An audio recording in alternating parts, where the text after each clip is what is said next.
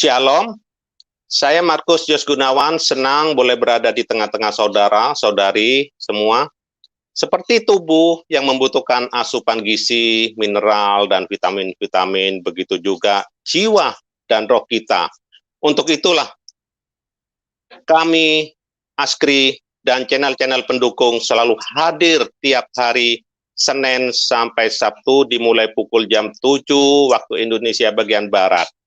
Dan hari ini, sebagai narasumber yang luar biasa, yaitu Ibu Uti Watimena dengan tema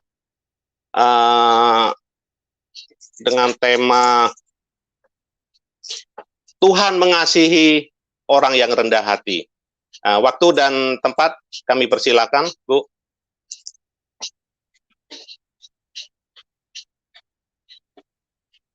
Tolong dimasuk. Ya, selamat pagi, salam kebenaran, nyatakan kebenaran baik atau tidak baik waktunya. Selamat pagi untuk semua rekan-rekan Tuhan kita Yesus Kristus ya. Senang sekali pada pagi hari ini saya ada lagi bersama dengan rekan-rekan ya. Hari ini hari kita memasuki hari yang baru ya. Minggu yang baru di awal bulan September ya.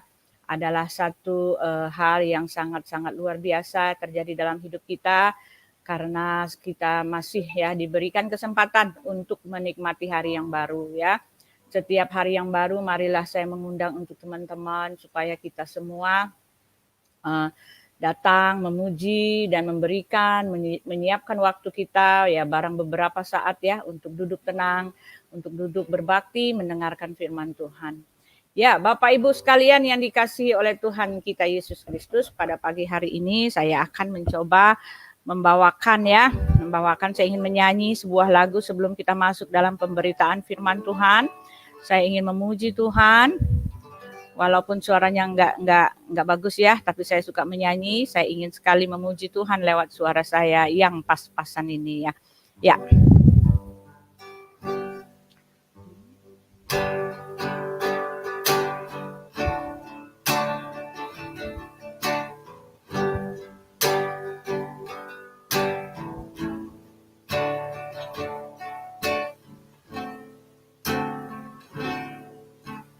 Saat ku masuk ke hadirat-Mu, ku tersungkur.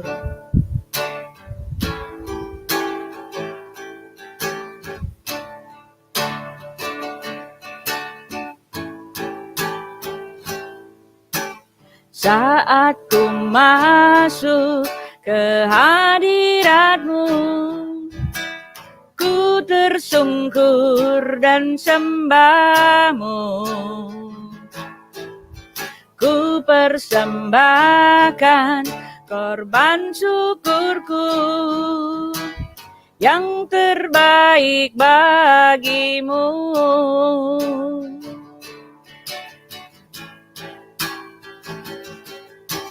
Saat ku masuk ke hadirat-Mu, ku tersungkur dan sembah-Mu. Ku persembahkan korban syukurku yang terbaik bagi-Mu.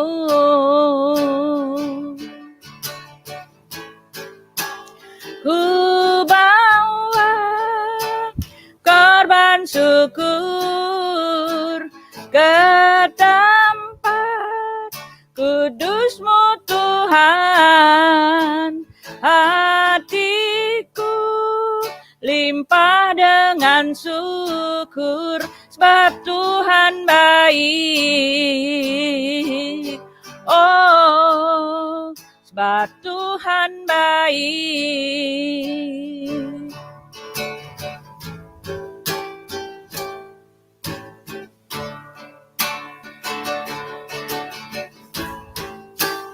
Ku bawa korban syukur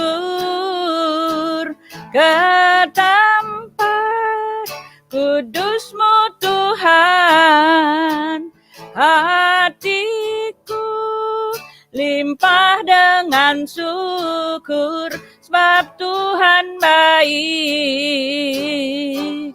Oh, sebab Tuhan baik.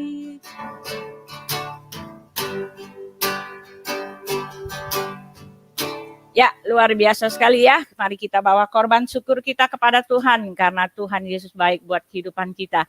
Kita telah menikmati hari yang baru ini. Saya akan undang saudara-saudara, mari kita berdoa, kita minta pimpinan Roh Kudus. Bapa di sorga, terima kasih pada pagi hari ini kami kembali lagi Tuhan, berkumpul di tempat ini. Kami mohon bimbingan Tuhan dalam ibadah kami ini Tuhan, supaya sungguh-sungguh apa yang kami dengar, apa yang kami wartakan, apa yang kami telaah hari ini mengenai firman-Mu Tuhan, sungguh-sungguh memberikan kekuatan iman rohani kami Tuhan. Rohani kami diperbaharui dari hari ke hari, supaya kami semakin semangat Tuhan untuk mencari Engkau, untuk tinggal diam, duduk tenang dalam hadirat-Mu.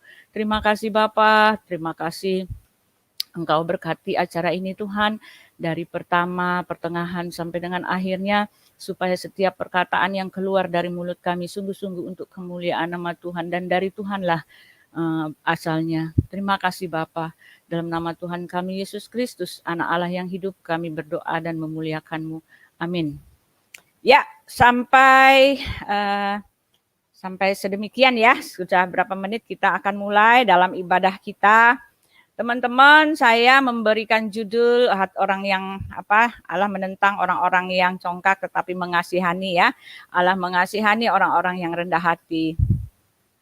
Adapun saya mencoba untuk mengambil ayat ini atau mengambil perikop atau judul ini karena saya melihat bahwa di dalam kecongkakan terdapat semua di dalam kecongkakan terdapat semua perbuatan dosa. Artinya congkak itu menimbulkan segala hal yang memicu kita untuk berbuat dosa gitu ya.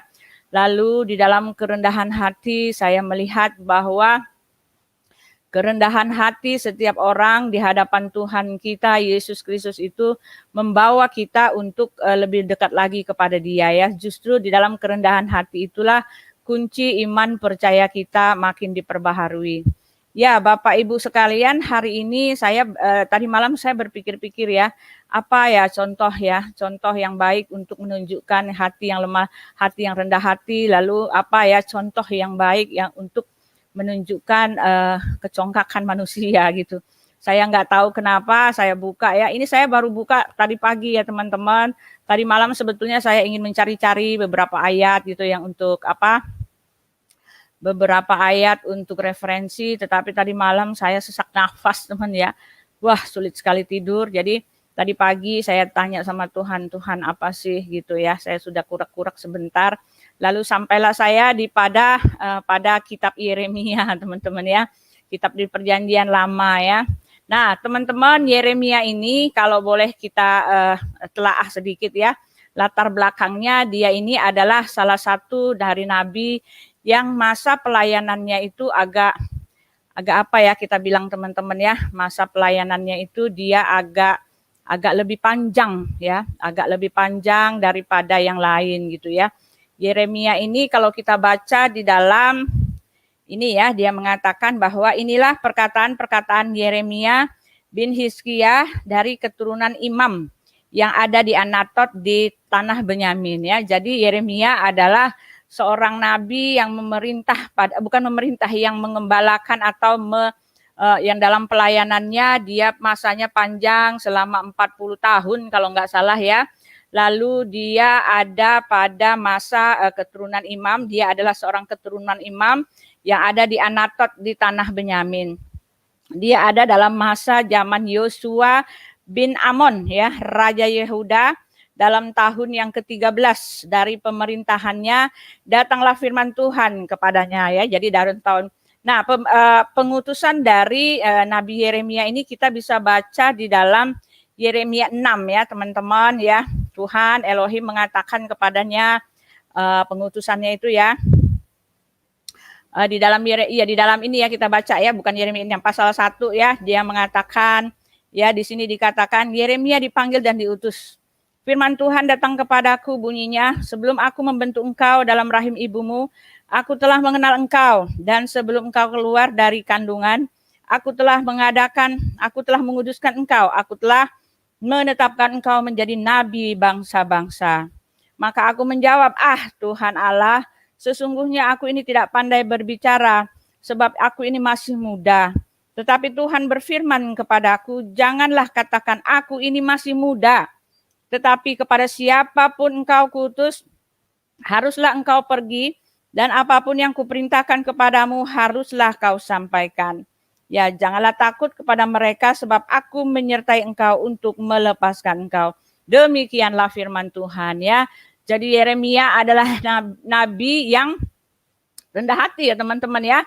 Dia mengatakan aku nggak mampu Tuhan gitu ya. Aku ini nggak pinter ngomong. Nah, tetapi di situ kita melihat ya, kalau kita membaca keseluruhan dari kitab Yeremia ini, dia juga adalah, kalau ini ya, menurut perkiraan orang ya, dia adalah pengarang dari kitab Ratapan juga ya teman-teman. Dia menulis kitab Ratapan ini. Lalu Tuhan menolong dia mengatakan bahwa bibirku ini nggak pinter Tuhan, aku ini nggak bisa bicara gitu kan. Aku nggak pandai bicara, lalu aku nggak ini gitu. Tetapi Tuhan memberikan karunia di dalam bibirnya teman-teman ya. Nah, dia bertugas untuk memperingatkan raja-raja pada masa itu ya. Dan dia hidup pada masa yang agak panjang dalam pelayanannya, karena tercatat bahwa ada 6 kali pergantian ya, pergantian raja ya. Dikatakan di situ ya. Dan dia banyak menyaksikan sendiri 3 kali penyerbuan ya, penyerbuan Babel ke Yerusalem sehingga kota itu jatuh. Nah, dia hidup pada masa kasih karunia Tuhan itu sudah habis teman-teman ya. Kasih karunia Tuhan itu sudah habis. Dia hidup pada masa di mana orang-orang Israel sudah betul-betul meninggalkan Tuhan gitu ya teman-teman. Sudah meninggalkan Tuhan, mereka pergi menyembah kepada berhala-berhala, lalu melakukan persundalan, dikatakan ya, persundalan hebat ya. Di dalam mereka melakukan ritual-ritual penyembahan berhala, mereka melakukan persundalan di situ. Ya, ritual-ritual seks begitu teman-teman ya. Lalu yang lebih kejam lagi tercatat di kitab Yeremia ini bahwa mereka mempersembahkan ya, mengorbankan anak-anak kandung mereka sendiri gitu loh. Ya, anak kandung mereka yang laki-laki yang perempuan dikorbankan ya untuk dewa-dewa mereka. Jadi itu menyedihkan atau menyakitkan hati Tuhan ya. Tuhan marah sekali kepada mereka, dan tercatat di dalam kitab Yeremia ini bahwa kasih atau masa perkenanan Tuhan, masa perkenanannya atau masa kasihnya atau masa kesabarannya itu sudah selesai ya teman-teman. Inilah akhir dari masa di mana Tuhan mengasihani bangsa itu gitu ya. Inilah akhir di mana Tuhan masih berkenan ya untuk mendengar keluh kesah mereka gitu kan. Dan inilah akhir di masa Yeremia ini di mana Tuhan sudah menghentikan segala kasih karunia-Nya kepada mereka. Yang ada pada masa itu adalah murka yang menyala-nyala. Yang ada pada masa itu adalah di mana Tuhan membalas segala kejahatan mereka itu, dan Tuhan menyerahkan bangsa itu diobrak-abrik ya. Kalau kita baca di pasalnya 39, saya mau lihat bagikan ke teman-teman ya. Dia diobrak-abrik oleh, kita baca dulu ya teman-teman, pasalnya yang ke-39 dikatakan di situ. Ya, saya akan bacakan sedikit saja ya teman-teman ya. Nah, di pasal 39 ayat 6. Raja Babel menyuruh menyembelih anak-anak Zedekia. Nah, ini ya. Zedekia itu adalah rajanya ya. Raja orang Israel itu ya. Anak-anak Zedekia di depan matanya di Ribia ya. Juga semua pembesar Yehuda disembelih. Ya kan? Jadi raja-raja Yehuda itu ya, pemimpin-pemimpinnya disaksikan sendiri oleh Yeremia bahwa mereka disembelih. Ya kan? Disembelih itu kalau zaman sekarang kan gitu ya, dipenggal kepalanya ya teman-teman ya. Ya, di depan matanya juga semua pembesar Yehuda disembelih oleh Raja Babel. Kemudian mata Zedekia dibutakannya. Nah, gila ya. Jadi di depan dia ya, pembesar-pembesarnya disembelih, anak-anaknya dimatikan di depan raja itu. Lalu di situ juga dikatakan bahwa mata Zedekia itu dibutakan, dicongkel matanya ya. Lalu ia dibelenggu, ya kan? Lalu ia dibelenggu dengan rantai tembaga untuk dibawa ke Babel. Orang-orang Kasdim membakar istana raja dan perumahan rakyat dengan api. Lalu mereka merobohkan tembok-tembok Yerusalem. Nah, ya teman-teman ya, di depan matanya anaknya dibunuh dan di depan matanya pembesar-pembesar bawahannya dibunuh. Lalu dia sendiri setelah melihat kejahatan itu, matanya dicongkel ya, raja yang membiarkan bangsanya itu pergi menyembah berhala-berhala gitu ya.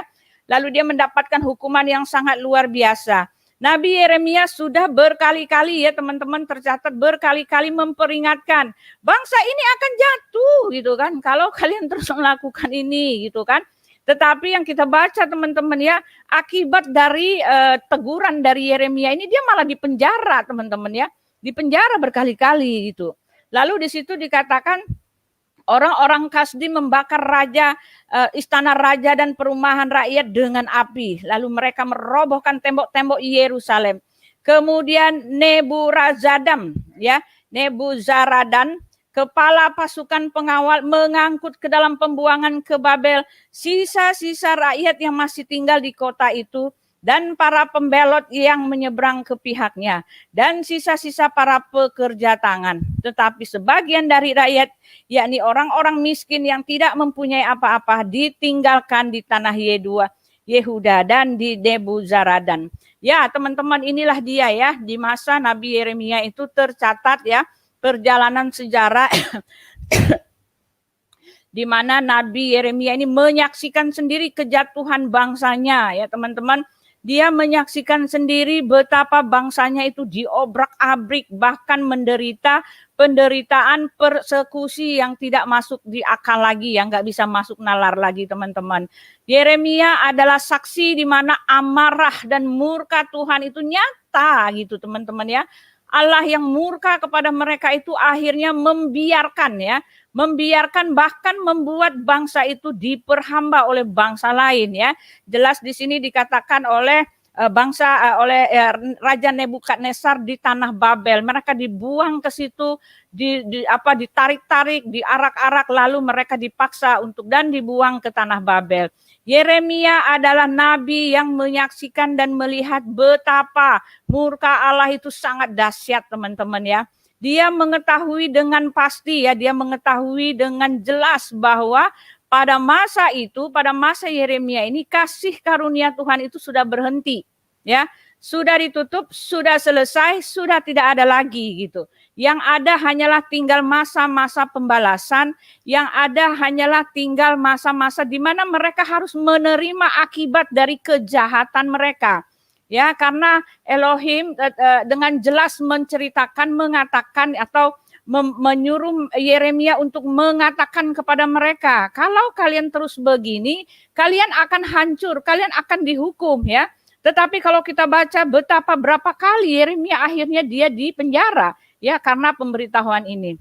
Nah, teman-teman yang saya mau lihat di sini bahwa ketika Yeremia dia melihat betapa bangsanya hancur, betapa orang-orangnya itu jatuh terpuruk ya, lalu mereka diperhamba, ada yang dibunuh, ada yang anaknya itu ditusuk di depan matanya. Dia menangis ya, tercatat dia menangis, dia meraung-raung, bahkan dia berguling-guling ya teman-teman. Dia berguling-guling di abu ya, abu ditoplok-toplokin di badannya gitu ya. Dia menangis, dia meratap. Ratapan orang pada masa itu seperti nyanyian gitu. Gitu kan. Di abu teman-teman, dia duduk di abu, tercatat beberapa hari dia duduk aja di abu. Lalu abu tuh ditomplok-tomplokin. Itu lambang pada masa itu adalah lambang kehancuran hati yang sangat dahsyat gitu loh teman-temannya. Dahsyat sekali hati yang hancur gitu loh. Dia menangisi bangsanya, dia menangisi orang-orang yang dia kasihi itu, orang-orang yang sebangsa setanah airnya itu. Tetapi dia melihat sendiri betapa perkataannya itu dicuekin gitu loh teman-teman ya. Tuhan bagi orang Israel itu nggak ada gunanya lagi gitu loh. Ya, nabinya dicuekin, bahkan dipenjara, dipersekusi. Nah, seperti itu ya teman-teman. Akhirnya dia melihat sendiri betapa Tuhan membalas segala kejahatan bangsa Israel itu gitu loh. Dia Dia menangis, tetapi dalam keadaan kalau orang ini ya, teman-teman, kalau orang seperti saya ya, kamu jangan kurang ajar kamu ya. Nanti kalau kamu kurang ajar terus sama saya, nanti Tuhan akan balas kamu gitu kan. Gitu kan teman-teman ya. Tuhan akan balas kamu. Lihat nanti Tuhan akan balas. Ternyata dibalas sama Tuhan ya. Orang itu yang kita marah-marahin itu dia misalnya dia sakit gitu kan, sakit hampir mati, atau dia ditimpa bencana gitu teman-teman ya. Apa yang kita lakukan? Sebagai manusia yang jahat, kita juga jahat ya. Wah, syukurin lo gitu kan. Iya kan? Apa saya bilang gitu kan? Apa saya bilang? Udah gua bilang jangan begitu gitu kan. Untuk manusia biasa seperti kita.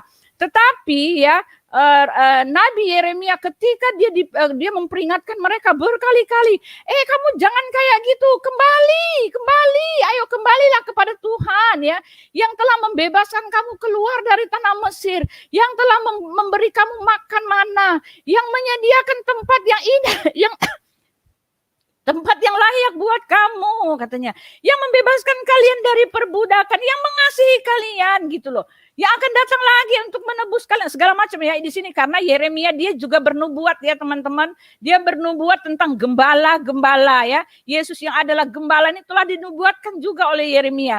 Jadi dia mengajak terus mengajak, tetapi akibat dari pengajakan dia justru dia apain teman-teman? Dia ditangkap, dimasukin penjara berkali-kali kalau kita baca di situ ya. Nah, Yeremia tidak seperti kita gitu ya. Syukurin. Maaf. Syukur kamu ya, udah gue bilang berkali-kali gitu kan. Udah saya bilang, kamu tuh jangan begitu. Nih, makanya lihat tuh, akhirnya Tuhan hantam kamu kan. Tidak seperti itu teman-teman ya. Tetapi apa yang dilakukan oleh Nabi Yeremia? Ketika dia melihat bangsanya hancur, ketika dia melihat bangsanya telah habis masa perkenanan Tuhan atas dia itu, ketika dia melihat betapa anak-anak dibunuh, ketika dia melihat bangsanya dibawa keluar dari tanah dan dibuang ke tanah pembuangan, teman-teman, dia bukannya bilang syukurin lo makanya nggak mau, tetapi apa teman-teman? Dia menangis ya. Dia menangis, terus menangis meratap-ratap, bahkan berhari-hari ya, tercatat ya di dalam ininya ya, berhari-hari dia merendahkan diri, dia minta ampun sama Tuhan, dia mohon permohonan, dia mohon pengampunan, dia mohon belas kasihan untuk bangsanya gitu loh teman-teman ya. Dia pakai abu, dia menangis pakai abu, dia menangis dan merendahkan hatinya serendah-rendahnya. Dia mewakili bangsanya. Dia mohon, ya Tuhan, kasihani bangsa saya gitu kan. Kasihani bangsa saya, kasihani mereka Tuhan, kasihani gitu. Sampai menangis-nangis meratap-ratap, tidak bisa kita bayangkan kehancuran hatinya untuk bangsanya itu teman-teman ya. Kalau kita baca di kitab Ratapan ya, dia sudah diperkirakan bahwa kitab Ratapan ini dia atau beberapa orang juga ada menulis di sini ya. Dia menangis, betapa nih dia bilang keruntuhan dan kesunyian Yerusalem. Ya, dia melihat betapa Yerusalem itu sudah runtuh, sudah habis. Ditulis di situ bahwa bait Allahnya di dalam Yeremia 39 tadi kita lihat lagi ya. Bait Allahnya dihancurkan, teman-teman. Itu bait Allah itu adalah tempat peribadatan, mana di sini katakan ya. Kemudian Nebuzaradam, kepala pasukan pengawal, mengangkat ke dalam pembuangan ke Babel sisa-sisa rakyat yang masih tinggal kota itu, para pembelot. Di atasnya ya, di sini. Orang-orang Kasdi membakar istana raja dan perumahan rakyat dengan api. Lalu mereka merobohkan tembok-tembok Yerusalem. Tembok-temboknya dirobohkan. Nah, hancurlah negara itu, gitu kan? Hancurlah Yerusalem pada saat itu. Tetapi teman-teman, di dalam ratapan dari Nabi Yeremia selama beberapa hari dia bengong aja ya teman-teman ya, di atas abu dia meratap, dia mencari-cari ya. Dia merasakan betapa dahsyatnya penghukuman Allah itu ya. Tapi dia mencari-cari teman-teman. Dia mencari-cari, terus mencari-cari di mana ya bagusnya Tuhan ini ya. Apa hikmah yang diambil dari kemarahannya yang maha dahsyat itu gitu kan. Ya gitu ya. Apa hikmat yang bisa didapat dari kemarahan ini? Lihatlah negaraku hancur ya Tuhan, gitu kan. Lihatlah orang-orang pada mati, gitu kan. Lihatlah tembok-tembok Yerusalem hancur. Sambil menangis-nangis, gitu ya. Masih melihat betapa ngeri. Ampun Tuhan, ampun, gitulah istilahnya kalau kita ya. Ampun Tuhan, tetapi ada satu setelah itu beberapa hari ya teman-teman kita melihat ya. Di sini dikatakan ya, selalu tuh ini dia di dalam Ratapan 3 ayat 23 dia menyebutnya seperti ini teman-teman ya. Di dalam kehancuran ya, di dalam dia melihat kemarahan ya Tuhan yang begitu dahsyat itu, dia malah bisa mengatakan seperti ini ya, dia mengatakan begini. Tak berkesudahan kasih setia Tuhan. Oh, kita baca dari 21 ya. Yeremia 3 ayat 21. Tetapi hal-hal inilah yang kuperhatikan. Oleh sebab itu aku akan berharap. Tak berkesudahan kasih setia Tuhan. Tak habis-habisnya rahmatnya. Selalu baru tiap pagi, besar kesetiaanmu. Tuhan adalah bagianku, kata jiwaku. Oleh sebab itu aku berharap kepadanya. Tuhan adalah baik bagi orang yang berharap kepadanya. Bagi jiwa yang mencari dia. Adalah baik menanti dengan diam pertolongan Tuhan. Adalah baik bagi seorang pria memikul kuk pada masa mudanya. Biarlah ia duduk sendirian dan berdiam diri. Kalau Tuhan membebankannya, biarlah ia merebahkan diri dengan mukanya ke dalam debu. Mungkin ada harapan, nah itu. Ya, ini ungkapan hati Nabi Yeremia. Dia mencelupkan mukanya ke dalam debu, teman-teman ya. Bisa kita bayangkan kotor seperti apa. Lambang debu itu pada saat itu lambang kehinaan, lambang hancurnya hati, lambang ketidakberdayaan, dan lambang aib, teman-teman ya. Dia menerima itu dan dia berguling-guling merendahkan dirinya serendah-rendahnya. Dia meratapi bangsanya, dia mohon pengampunan Tuhan atas itu, gitu teman-teman ya. Dia mohon semohon-mohonnya. Di dalam permohonannya yang berhari-hari di dalam debu itu, dia melihat satu cercah ya. Karena ini perkataan keluar dari hatinya dan hatinya itu berasal daripada Tuhan ya. Dia melihat satu cercah harapan ya di dalam kehancuran bangsa itu. Dia melihat, tetapi hal inilah yang kuperhatikan. Oleh sebab itu aku akan berharap, dia mengatakan, tak berkesudahan kasih setia Tuhan. Tak habis-habisnya rahmatnya, selalu baru tiap pagi, besar kesetiaanmu. Nah teman-teman ya, dalam kehancuran dia masih melihat setitik terang ya. Dalam kehancuran hati dia masih melihat ada harapan ya. Ada harapan di dalam Tuhan, bahwa kasih setia Tuhan di balik kemarahan, di balik hukuman-hukuman yang mereka harus terima, di balik semua penderitaan yang mereka terima akibat dosa mereka itu, ada kasih Tuhan yang tetap menunggu mereka setiap pagi, dikatakan ya teman-teman. Selalu baru tiap pagi. Setiap kita menghadapi hari yang baru itu sebetulnya itu adalah berkat Tuhan. Sebetulnya itu adalah karunia yang besar di dalam kehidupan kita. Kasih Tuhan itu nyata setiap pagi. Oleh sebab itu saya sering sekali menganjurkan terus berseru-seru. Mari kita kumpul, mari kita berbakti, mari kita menyediakan waktu kita. Karena ada kesetiaan Tuhan, ada sinar cerah, ada harapan, ada hal-hal yang baik yang akan kita terima di setiap pagi. Dan Nabi Yeremia mengatakan besar kesetiaan Tuhan. Di balik kemarahannya dia tetap mengasihi kita. Masih ada harapan. Lalu dia mengatakan tak berkesudahan kasih setia Tuhan. Dan itu dia buktikan teman-teman ya. Kalau kita baca ya, terbukti jelas teman-teman ya. Kalau kita baca kelanjutan ceritanya, ada nabi-nabi baru yang muncul ya. Nabi-nabi baru yang muncul, Nabi Yehezkiel, di situ Nabi Yesaya, Yeremia, Yehezkiel, Amos, Obadya, Nahum, yaitu nabi-nabi itu, nabi di masa Nabi Nehemia kalau saya ingat ya, Ezra, Nehemia, membawa bangsa itu kembali teman-teman ya. Ya, bangsa itu kembali hanya karena pada masa itu semua sudah hancur ya. Ketika mereka itu dibuang ke tanah pembuangan, mereka ada dalam keadaan yang porak-poranda. Tetapi hati mereka tuh masih keras teman-teman. masih keras kalau kita baca ya, masih keras, masih doyan banget gitu loh. Mas pergi mengharapkan kepada hal-hal yang tidak ini, hal-hal yang kepada berhala-berhala itu. Tetapi ada muncul lagi nabi baru gitu kan. Nabi baru muncul lagi, nabi baru bermunculan memohon pengampunan gitu kan. Memohon pengampunan, memohon belas kasihan Tuhan atas nama bangsanya, iya kan? Di situ disebut atas nama bangsanya di situ ya. Yesaya, Yeremia, Nahum, Habakuk, Zefanya, Hagai, Zakaria, Maleaki. Kita baca terus itu ya. Jadi ada pada masanya di mana bangsa itu akhirnya dikembalikan pulang. Ada satu nabi mereka mendoakan bangsanya, Tuhan saya mewakili bangsa saya ya. Ampunilah mereka Tuhan gitu kan. Ampuni gitu. Satu orang saja yang berdoa untuk bangsanya, akhirnya bangsa itu dipulihkan. Mereka dibawa kembali dari pembuangan itu, mereka dibawa kembali ke Yerusalem ya teman-teman ya.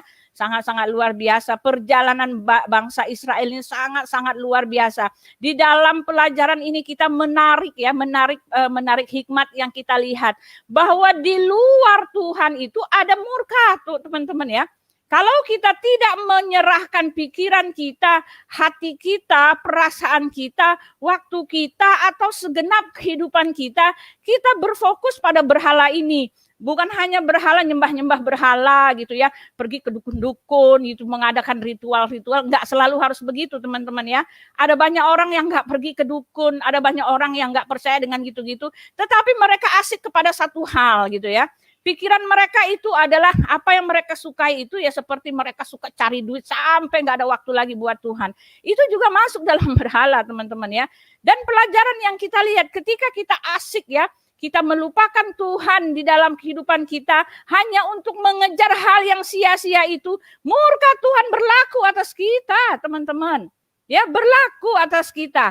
Tunggu waktunya di mana Tuhan akan menghajar engkau gitu kan.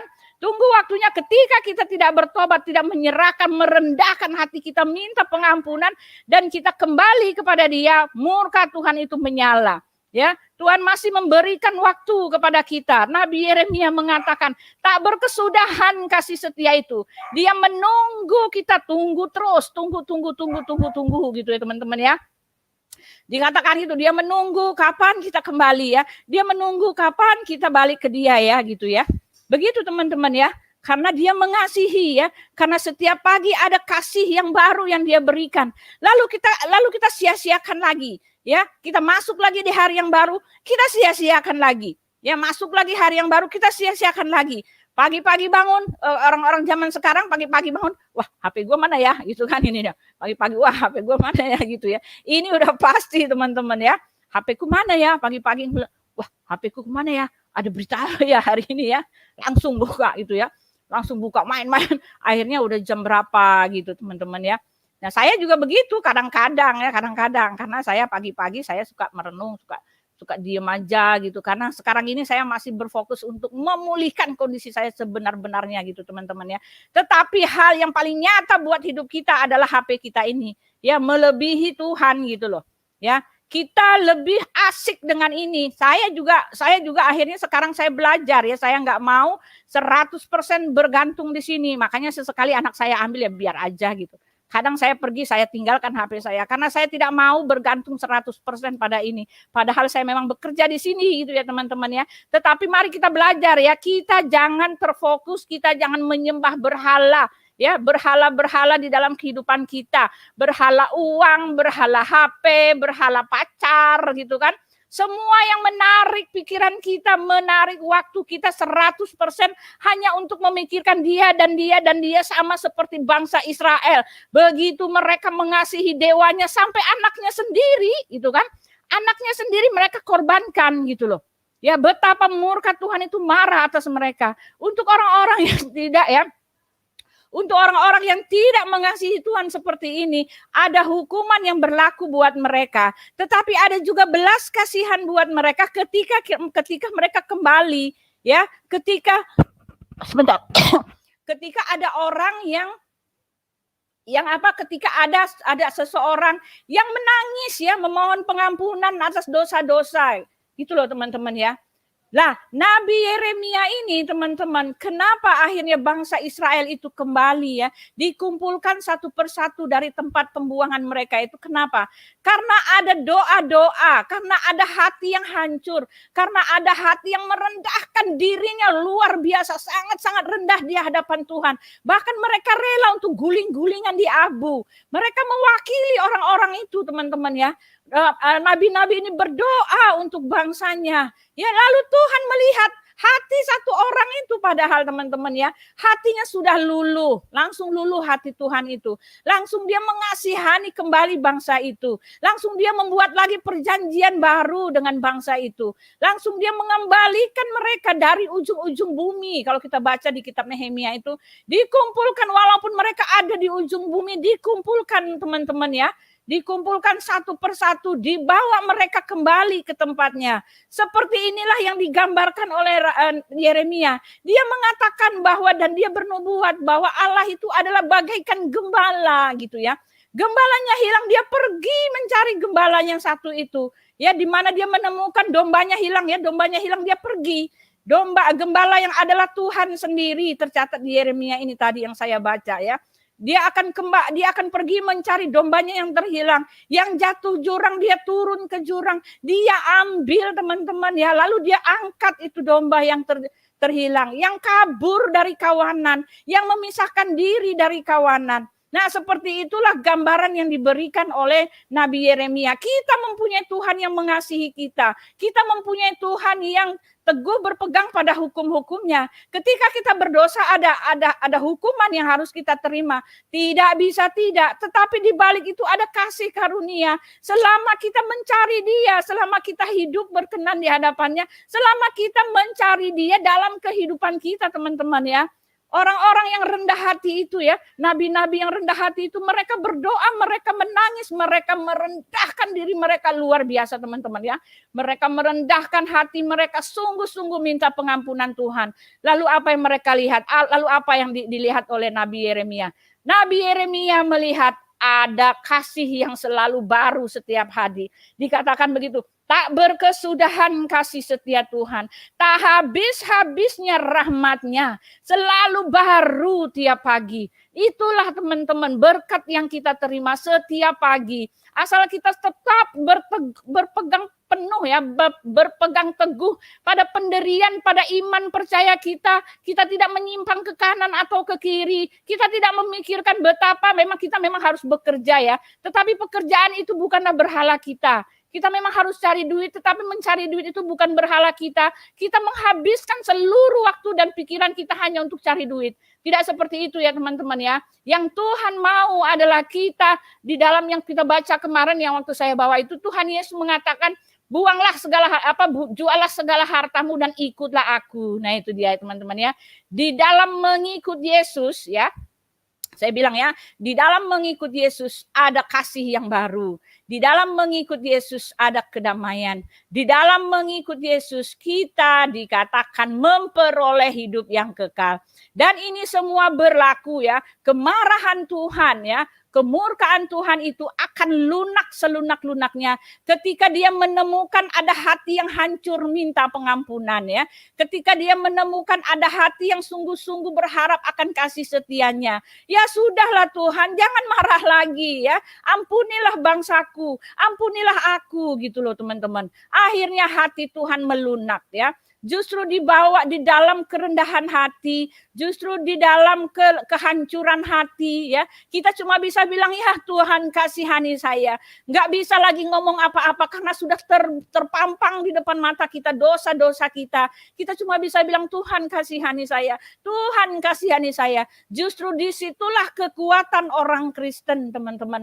Justru disitulah kasih Allah itu muncul kembali kepada kita gitu loh. Justru disitulah kita mendapatkan keselamatan. Justru disitulah doa-doa kita didengar ketika kita datang kepada Tuhan dengan hati yang hancur, dengan kerendahan hati yang tidak bisa lagi kita bayangkan gitu. Sampai kita tidak bisa lagi berkata-kata, hanya dengan berteriak, Tuhan kasihani saya gitu loh. Tuhan kasihani saya ya.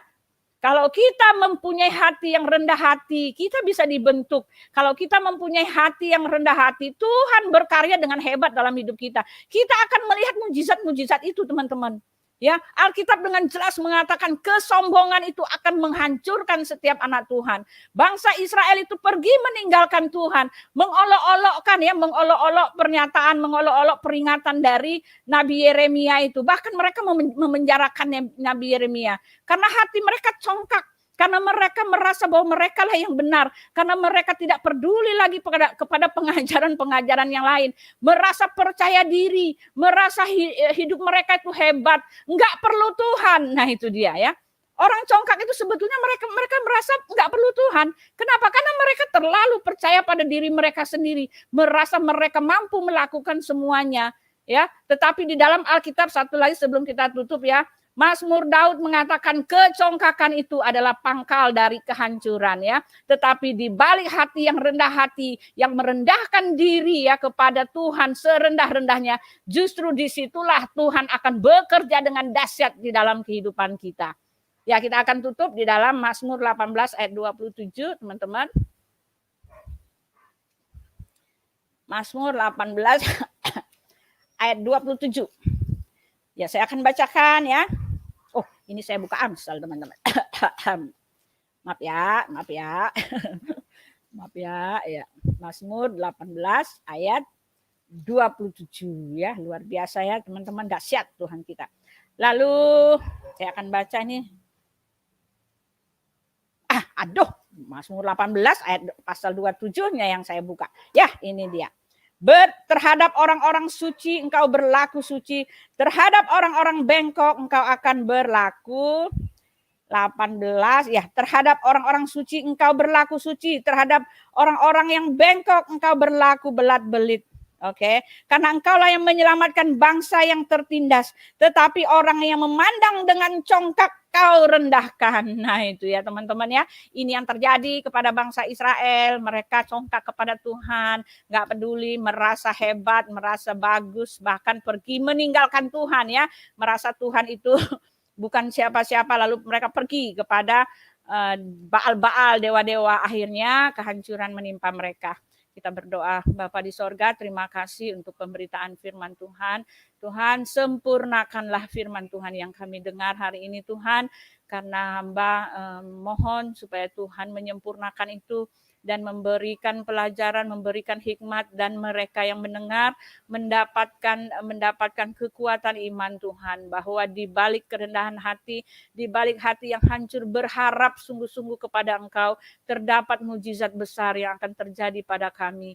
Hari-hari kami akan dipenuhi dengan kasih setia Tuhan. Ada hari yang baru yang Engkau berikan buat kami.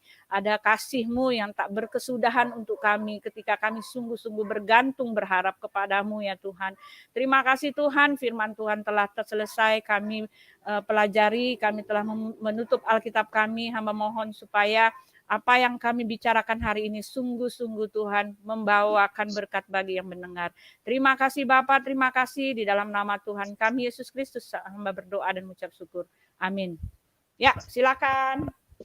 Ya. Terima kasih Bu atas renungannya yang luar biasa. Allah mengasihani orang-orang yang rendah hati ya. Jadi kejatuhan diawali oleh kesombongan, saudara. Andalkan Tuhan dalam segala hal. Baiklah, di sini sudah di dalam room beberapa rekan-rekan ya, Pak MVP Shalom, Pak Raja Wali. Nah, ketua kita Pak Heri Ikim Askri, Shalom, Bu Suryani, Shalom, Pak Leonardus dan John Hidayat, Shalom. Baiklah, saya tidak berlama-lama untuk berkata-kata, kita segera akan masuk dalam ruang diskusi. Dan perlu diingat ya, jadi diskusi masing-masing ada waktu 3 menit, maksimal 5 menit. Dan di sini bukan ajang perdebatan. Jadi di sini ini untuk ruang renungan renungan pribadi ya di dalam satu iman Kristen ya. Baiklah, diawali oleh Pak Heri Ikim. Silakan Pak. Shalom, dahsyat. Topiknya ini Shalom, ya, shalom. Tuhan mengasihani orang-orang yang rendah hati. Rendah hati. Orang-orang yang rendah hati. Baik. Memang konsepnya dan prosedurnya itu beda di kekristenan di dalam Tuhan Yesus. Bagaimana kalau mau diangkat? Setiap orang kan mau ini ya, mau diangkat Tuhan, dikenal, kemudian dihormati, dihargai. Itu natur manusia, jadi kita nggak perlu munafik. Nggak apa-apa, populer itu nggak apa-apa. Tapi kita terus punya jabatan tinggi itu nggak apa-apa, itu baik. Tetapi catatannya adalah itu bukan tujuan. Nah, kalau jadi tujuan, makanya nanti kita sama dengan para caleg-caleg, calon-calon gitu ya, yang mau mencalonkan diri, dia harus menonjolkan diri, dia harus mempublikasikan siapa dirinya, bahkan terlalu bombastis. Apakah mereka salah? Oh tidak, memang kalau di konsep di sana harus begitu, tak kenal maka tak sayang kan, maka harus diperkenalkan, bahkan kadang-kadang iklan bombastis saja. Enggak Bu. Lanjut. Oh. Enggak, lanjut. Kalau dalam pencalonan kepemimpinan ya memang konsepnya, prosedurnya begitu gitu ya. Baliho di mana-mana, ngecap di mana-mana, ada yang benar, ada yang tidak, tapi lebih banyak enggak benernya. Pada akhirnya siapa yang berduit itu yang peluangnya lebih besar karena dia bisa mencetak baliho lebih banyak. Nah, tetapi kalau di dalam kekristenan konsepnya kayak gitu. Di kekristenan ada ayatnya tuh, barang siapa meninggikan diri akan direndahkan, barang siapa merendahkan diri itu yang ditinggikan oleh Tuhan. Artinya bukan rendah diri ya, bukan, tetapi mengedepankan Tuhan dibanding kita. Kemudian kita ini tidak bisa lakukan apa-apa kalau tanpa Tuhan, dan juga tidak bisa lakukan apa-apa kalau tanpa rekan gitu loh, kerendahan hati. Seperti itu, terus menyadari bahwa segala sesuatu itu dari, untuk, dan oleh Tuhan. Jadi beda sekali. Tapi apakah kita tidak perlu menggunakan prosedur strategi? Ya perlu. Tetapi jangan lupa, bahkan yang orang yang meninggikan diri dengan kesombongan dia. Lah, sombong itu bisa kelihatan, yang bahaya lagi sombong yang tidak kelihatan. Diam-diam tapi dia merasa lebih dari yang lain, merendahkan diri tapi di atas bukit. Lah kan sami mawon. Jadi seperti itu. Konsepnya Tuhan beda sekali dengan konsepnya. Mari saudara, apakah saya adalah seorang yang rendah hati 100%? Saya sementara belajar. Saya tidak berani mengatakan saya adalah orang yang rendah hati. Begitu. Dan tidak perlu cari pengakuan. Orang terlalu mencari pengakuan dengan terlalu banyak menceritakan diri sendiri. Nah, itu dia. Itu paling satu langkah lagi dia akan terjebak dalam kejatuhan. Biarlah orang yang mengakui kita. Lakukan saja yang terbaik dengan prinsip do your best without thinking that you are the best.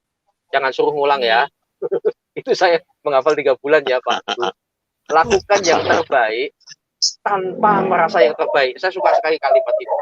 Lakukanlah yang terbaik tanpa merasa yang terbaik.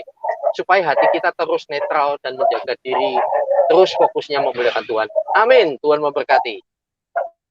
Ya, ada tanggapan dari Bu Uti?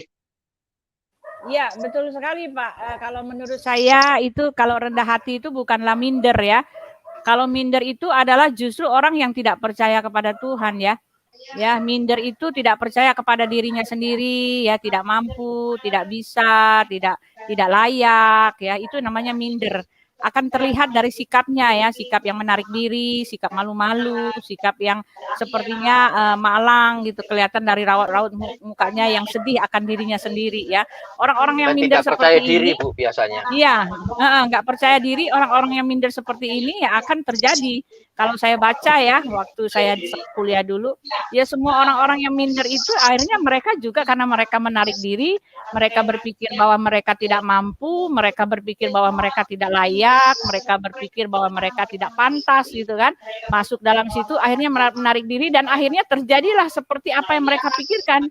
ya memang orang-orang akan menganggap dia tidak mampu, orang-orang akan menganggap dia tidak layak karena dia sendiri yang membuat citra dirinya seperti itu gitu. Nah, itulah orang minder. Tetapi kalau orang yang rendah hati adalah orang-orang yang bergantung sama Tuhan gitu loh. Segala apa yang dia punya itu dia tahu ini adalah dari Tuhan gitu kan.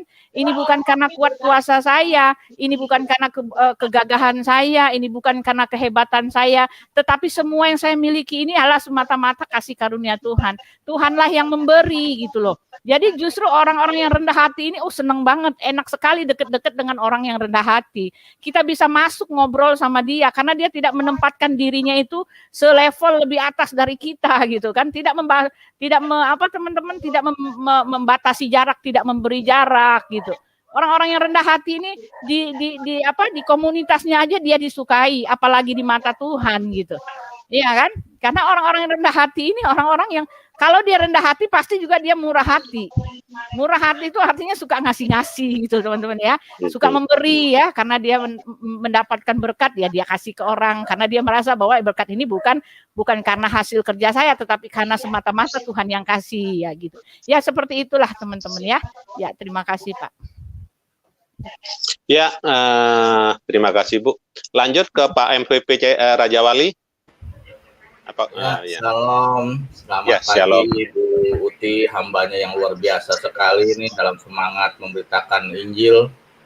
Salam juga Bapak Heri dan salam juga terima kasih kepada Bapak Gunawan. Ya memang apa tadi Ibu Uti sampaikan itu sangat memberkati kita semua ya sebagai kita murid Tuhan Yesus. Ya makanya kerendahan hati itu memang dibutuhkan sekali, tetapi kerendahan hati tidak membuat kita menjadi tidak percaya diri ataupun minder yang tadi disampaikan oleh Bapak Ikim, bahwasanya memang kita harus selalu tanamkan dari diri kita ini seperti hati seorang hamba begitu.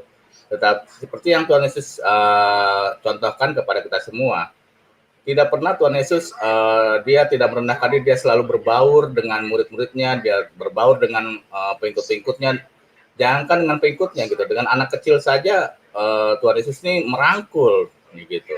Ya makanya berbeda sekali dengan ajaran yang saya terdahulu begitu. Dulu itu kalau ketika saya bertemu kayak saya itu harus cium tangan bolak-balik kayak fotokopi KTP. Tuhan itu karena itu sangat dibutuhkan dalam kita setiap murid Tuhan Yesus. Ya kita merendahkan diri ini bukan untuk diinjak-injak, tetapi untuk menunjukkan bahwasanya inilah ajaran Tuhan Yesus yang sesungguhnya.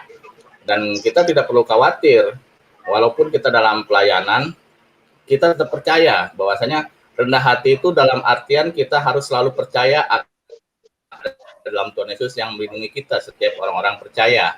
Makanya kita sebagai murid Tuhan Yesus, ya tanamkan dalam hati kita adalah hati seorang hamba, bukan hati seorang maksudnya hati seorang yang takabur ataupun sombong gitu, karena itu adalah sifat-sifat daripada Lucifer ataupun iblis begitu. Nah, jadi itu yang mungkin yang saya dapat tambahkan pada pagi hari ini. Ya, tanamkan dalam hati kita terus sebagai murid Tuhan Yesus, hati seorang hamba dan selalu mengandalkan kekuatan Tuhan. Rasa tidak percaya diri itu akan membutuhkan kita dalam kuasa Roh Kudus, karena kita tidak percaya diri, kita minder itu sama saja kita menghalangi kuasa Roh Kudus untuk menyatakan kemuliaan Tuhan di dalam diri kita gitu. Makanya kita selalu percaya, yakin bahwasanya kita selalu ada kekuatan besar yang hidup dalam kehidupan kita. Ya, terima kasih Pak Gunawan. Ya. Tuhan Yesus memberkati. Ya, terima kasih. Lanjut ke Ibu Suryani. Ya, di mute Bu. Ya, puji silakan, Tuhan, Bu. luar biasa ya, luar biasa pemaparannya yang sangat luar biasa. Bagaimana Yeremia itu sangat merendahkan dirinya di hadapan Tuhan, meraung, meratap, berdiri bagi bangsa ya. Nah, saudara, merendahkan diri di hadapan itu sama dengan kita surrender ya, kita menyerahkan hidup kita sepenuhnya kepada Tuhan. Nah, ada satu kisah juga yaitu Raja Manase. Raja Manase ini orang yang paling jahat ya, raja yang paling jahat juga ya. Di dalam, kalau kita melihat dalam 2 Tawarikh pasal 33, ia melakukan apa yang jahat di mata Tuhan sesuai dengan perbuatan bagi bangsa-bangsa yang telah dihalau Tuhan dengan di depan orang Israel. Ia mendirikan kembali bukit-bukit pengorbanan yang telah dirobohkan oleh Hizkia ayahnya. Ia membangun mesbah-mesbah untuk para Baal, membuat patung-patung, dan bahkan ia mempersembahkan anaknya ke dalam api juga ya. Tetapi kemudian Tuhan membawa dia ke Babel, diseret pakai rantai. Tetapi yang sangat luar biasa ya, yang sangat luar biasa di dalam ayat yang kalau kita lihat di dalam ayat kita lihat sebentar ya. Bagaimana dia merendahkan dirinya di hadapan Tuhan.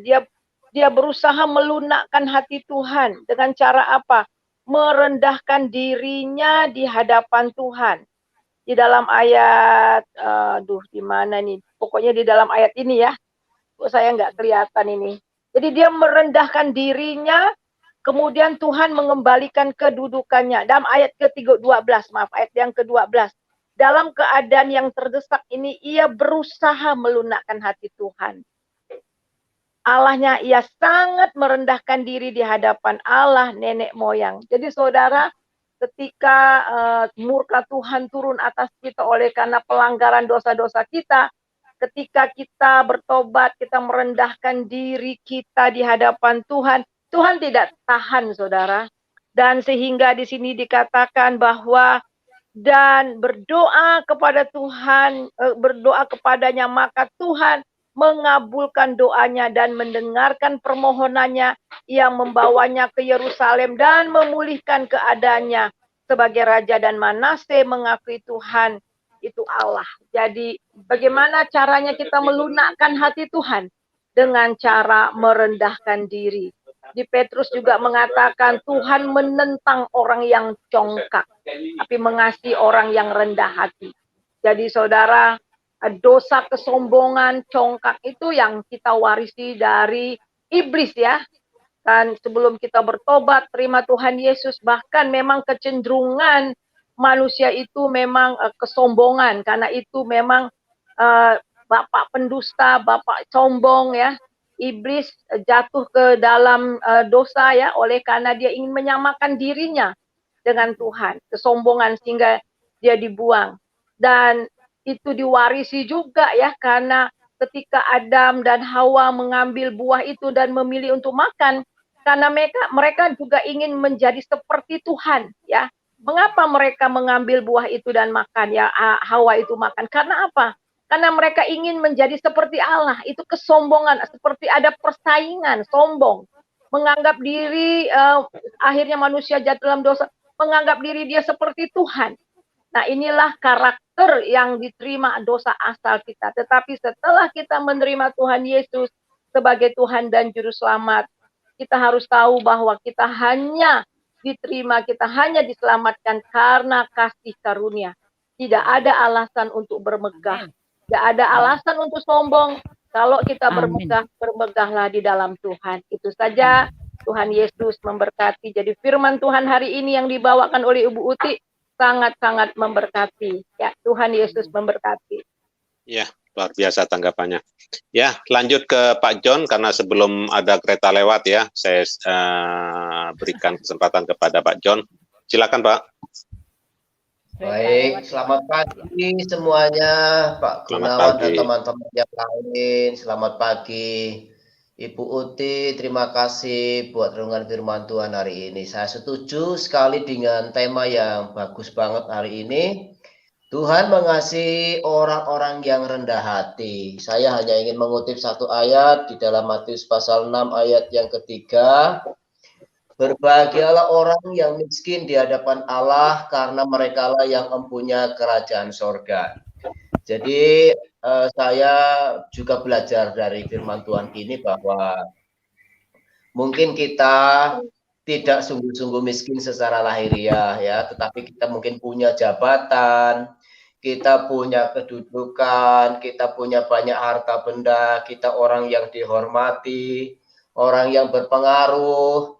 Kita ini dikatakan oleh orang banyak, orang hebat, tapi Tuhan bilang berbahagialah orang yang miskin di hadapan Allah, artinya walaupun dia miliki segala-galanya, dia punya segala-galanya, tapi dia merasa bahwa semua adalah titipan dari Tuhan. Jabatan itu adalah pemberian Tuhan, amanah dari Tuhan, termasuk juga kekayaan itu juga amanah dari Tuhan, bukan untuk kesombongan, melainkan untuk disyukuri. Dan tadi Ibu Uti juga sudah menyinggung bahwa kalau Tuhan karuniakan kepada kita, karunia baik itu kekayaan dan sebagainya, kita menjadi orang-orang yang suka atau gemar berbagi karena dia merasa bukan pemilik, melainkan orang yang diberkati Tuhan. Dan dia selalu merasa, Tuhan, semua yang ada padaku adalah kepunyaanmu. Mungkin itu gambaran dari salah satu orang yang rendah hati di hadapan Tuhan, sehingga Tuhan berkenan dan hidupnya berbahagia. Mungkin itu dari saya, Pak. Terima kasih, kembali ke Pak Jos Gunawan. Tuhan memberkati. Terima kasih. Mungkin ditanggapi oleh Ibu Uti. Cukup Pak, cukup. Ya memang seperti itulah kata Pak John ya. Kalau kita memberi itu karena hati kita, hati yang penuh dengan ucapan syukur ya, orang rendah hati. Makanya kita bisa memberi. Iya, itu Pak. Itu saja. Terima kasih, Bu. Ya, lanjut ke Pak Leonardus. Silakan, Pak. Ya, selamat pagi Bapak Ibu semua. Terima kasih buat waktunya. Ya, memang terima kasih. khotbahnya betul-betul indah. Artinya berhala itu membawa kita ke kebinasaan. Berhala itu bagaimana kita mengidolakan sesuatu ya. Tidak memberhalakan Tuhan, tidak mengidolakan Tuhan. Jadi berhala itu membawa kebinasaan. Baru-baru ini kan di Sulawesi itu gara-gara dia mau mempersembahkan anaknya ke berhala, matanya dicungkilkan. Nah, di Jawa itu anaknya dimasukkan ke bak, juga alasan untuk dipersembahkan ke berhala. Ada banyak berhala-berhala, makanya kita harus memang hati-hati seperti yang dibilang Ibu Uti tadi. Baru yang berikutnya anak-anak game itu juga berhala. Kalau di Cina jelas peraturan pemerintahnya keluarga itu hanya mengizinkan anaknya 3 jam per minggu. Kalau di kita kan tidak ada peraturan itu. Jadi orang tua juga harus menjaga ketat karena memang untuk kesehatan pun game itu tidak baik. Kalau dia baik hanya porsinya, sesuai dengan porsinya. Kalau untuk anak-anak sampai remaja itu hanya 3 jam per minggu ya. Kalau dibagi berapa jam lah itu. Jadi maksudnya supaya anak-anak kita ya, saya bukan mau mendahului, mungkin Bapak Ibu sudah melindungi anak-anaknya karena banyak energi mereka terbuang di situ, akhirnya potensi belajar mereka jadi terkuras di game. Ya, kedua juga penggunaan laptop itu sebenarnya anak-anak harus menggunakan kacamata radiasi ya, agak lari sedikit, tapi sebenarnya ada kaitannya juga dengan berhala, karena berhala ini membawa kita kepada kebinasaan, begitu. Jadi potensi kita yang dikurasnya, bukan membawa kepada kehidupan. Sementara dari Tuhan itu membawa kepada kehidupan. Jadi sudah dibuat Ibu Uti tadi contoh banyak berhala ya, ada berhala yang menjadi pemujaan ritual khusus, ada berhala yang tidak kita sadari dalam kehidupan kita sehari-hari yang membawa kita kepada kerugian ya. Kerugian itu rugi jangka panjang. Ya, bayangkan potensi kita jadi tidak maksimal di waktu yang panjang gara-gara kita salah menggunakan waktu. Saya kira itu aja yang bisa saya tambahi, nggak ada firman Tuhannya di situ karena sudah lengkap dibuat Ibu Uti sama Bapak yang lainnya juga, jadi saya hanya mengkaitkan dengan zaman yang sekarang ini supaya kita sangat hati-hati untuk menggunakan waktu karena persaingan juga sudah makin sulit gitu. Jadi untuk ke anak muda lah, ke generasi muda anak-anak kita, pesan saya ini. Shalom Bapak Ibu, terima kasih ya karena saya putar lagi lift. mau apa? Mau apel pagi. Salam ya Iya, Bapak Pak. Ibu. Salam, terima Ya, kasih Pak shalom. sudah hadir, luar biasa Pak Leonardus. Tuhan berkati. Ya, Amin, terima kasih amin. Pak Leonardus. Sebelum masuk ke putaran kedua, karena sudah waktu menunjukkan sudah berjalan 1 jam 4 menit, lanjut ke Bu Cynthia Gumilang ya.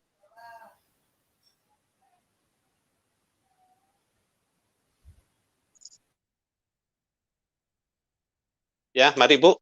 Silakan Bu, waktunya Bu. Sih kayak di sini dibilang di Hosea 6:6 di saya bersih dan Suaranya putus-putus Bu. Mungkin karena kendala sinyal. Halo, suaranya terputus-putus Bu. Gak ada suara Bu. Kendala sinyal. Halo? Baiklah, kalau nggak ada sinyal, kita lanjut ke RBO dulu ya. Ya, silakan RBO. Siapa tuh Atau RBO? atau RBO ini channelnya Pak John Hidayat ya? Siapa tuh Pak RBO? Itu yang di bukan. Pak John Hidayat. Enggak, ini apa ya? Itu kayak iklan gitu Pak, 18 tahun. Bukan, Pak. Iya. Ya. Ya, Baiklah, kita memasuki putaran kedua. Aduh, Pak Raja Heri Wali terpental belum ya. ya? Sudah Raja tadi. Wali sudah. Oh, Iya. sudah ya. Baiklah, kita memasuki putaran kedua. Raja Wali. Pak Raja Wali. Halo, Pak Raja Wali. Oh, nggak nyimak ya. Baiklah, Ibu Suryani mungkin ada. Oh, Pak Heri. Ya, Pak Heri, silakan Pak. Pak Ketua, Pak. Silakan kita memasuki putaran kedua. Shalom, kedengaran? Ya, shalom. Kedengaran, Pak. Silakan, Pak. Oke, baik, kedengaran. Saya langsung closing juga ya. Closing statement untuk saya, bukan untuk acaranya. Iya, Jadi siap. begini, Silakan. rendah hati itu, bentar. Sebentar, saya harus parkir dulu, boleh dilewatin 1 orang dulu, Pak. Ya, silakan Ibu Suryani. Setelah itu Pak kembali ke Pak Heri. Ya, yang kita pelajari tadi juga bagaimana Yeremia yang merendahkan diri, meratap, dan dia berdiri bagi bangsa ya, hingga bangsanya bisa dipulihkan. Nah, saudara, hubungan dengan zaman sekarang juga ya, bagaimana kita meminta, memohon kepada Tuhan untuk pemulihan bangsa kita. Nah, sampai sekarang ini Tuhan masih mencari orang-orang untuk berdiri bagi bangsanya. Di dalam Yeskiel pasal 22 ayat 30, aku mencari di tengah-tengah mereka seorang yang hendak mendirikan tembok atau mempertahankan negeri ini di hadapanku, supaya jangan kumusnahkan, tetapi aku tidak menemunya. Nah, Tuhan juga mencari orang-orang untuk mendirikan tembok, orang-orang untuk mempertahankan negeri. Dan saya percaya sekali ya, umat Tuhan yang ada di Indonesia ini adalah orang-orang yang terpanggil untuk juga mempertahankan negeri ini, untuk mendoakan keselamatan, untuk mendoakan kedamaian bagi bangsa ini ya, supaya murka Tuhan tidak turun atasnya. Di dalam 2 Tawarikh juga ini sangat bagus sekali, dalam 2 Tawarikh pasal yang ke-7 ya, 2 Tawarikh pasal yang ke-7 ayat yang ke-14 demikian bunyinya. Dan umatku yang atasnya namaku disebut merendahkan diri, berdoa, mencari wajahku, lalu berbalik dari jalan-jalannya yang jahat, maka aku akan mendengar dari surga, mengampuni dosa mereka, serta memulihkan mereka. Jadi kita melihat di sini, kalau kita umat Tuhan bersatu, ya, kemudian merendahkan diri, berdoa, mencari wajah Tuhan, lalu berbalik dari jalan-jalan yang jahat. Dan saya percaya Indonesia akan terus dipulihkan oleh Tuhan. Bahkan Indonesia akan bangkit menjadi berkat bagi bangsa-bangsa. Itu saja dari saya untuk yang terakhir ini dan dari acara ini. Tuhan Yesus memberkati. Ya, luar biasa sekali, ya, sangat luar biasa. Ya, kembali ke Pak Heri, mungkin sudah memarkirkan mobilnya. Ya, jadi kerendahan hati itu ada hubungannya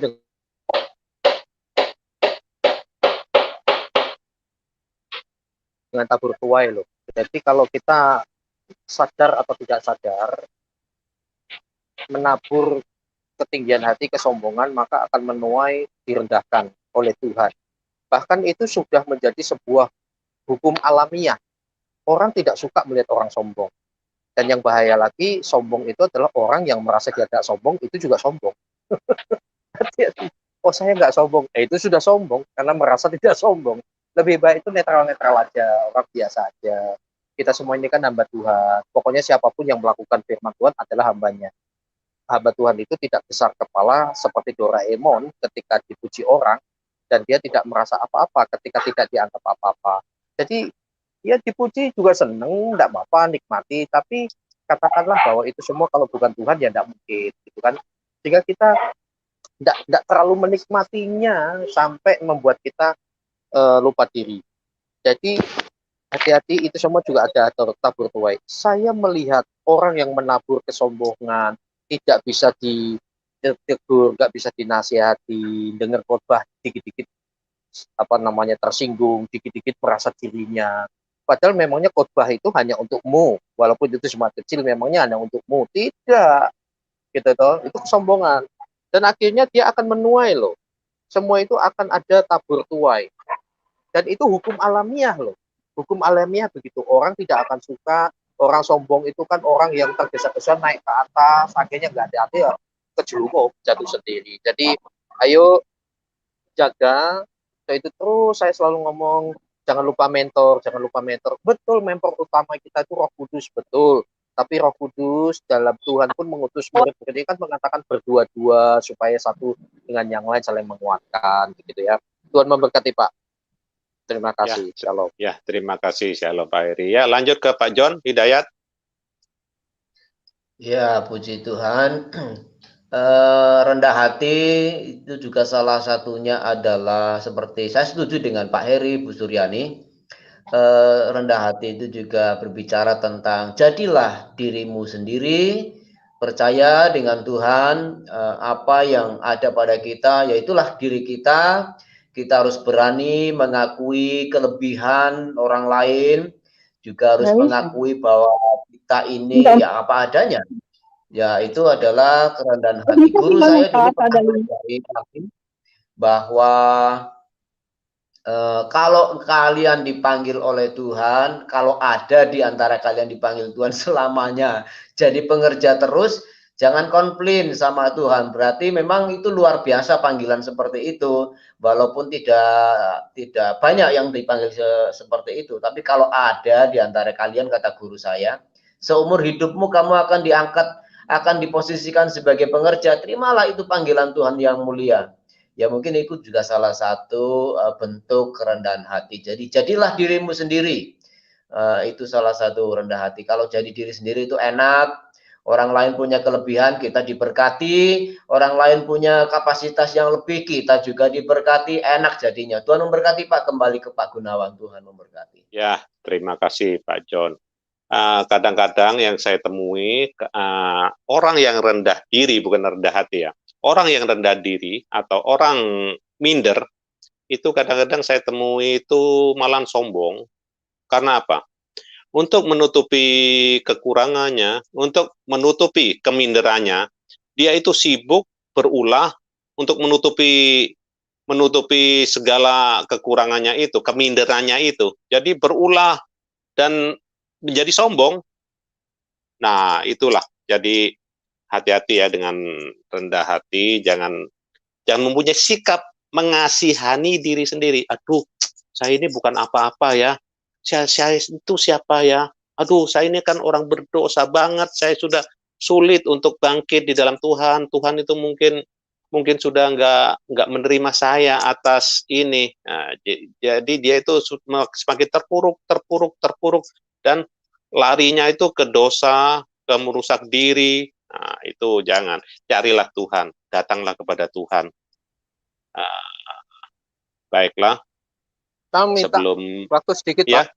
ya silakan Pak, silakan Pak. Silakan. Seperti yang saya katakan tadi ya,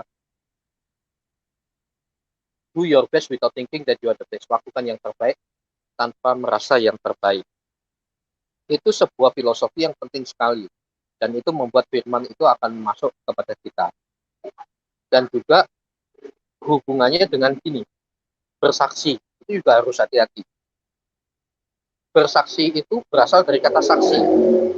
Orang yang melihat bukti. Nah, kalau bersaksi itu berarti menyaksikan. Itu penting. Tapi yang disaksikan adalah bagaimana Yesus terhadap kita. Bukan bagaimana kita terhadap masalah kita. Hati-hati loh itu. Itu nanti kalau kita keliru, itu tidak kelihatan. Tidak kelihatan tapi bisa terdengar. Ketika kita lebih kepada bagaimana saya, inilah saya. Wah, itu malah bukan rendah hati. Yang begini kesaksiannya tidak ngefek. Anda tidak menyaksikan Tuhan, tetapi diri Anda, bagaimana kuatnya diri Anda. Jadi bersaksi menceritakan bagaimana Tuhan terhadap kita. Ya, kemarin kesaksiannya Ibu Uti itu, bagaimana Tuhan menolong beliau, bagaimana Tuhan, nah itu boleh bersaksi. Tetapi kalau bagaimana saya, itulah sudah mulai kejatuhan dalam kesombongan. Dan itu tabur tuai akan terjadi. Tuhan berkati, Pak. Ya, terima kasih Pak Eri, luar biasa sekali. Sebelum closing statement dari Ibu Uti, saya beri kesempatan ke Bapak MPP Raja Wali.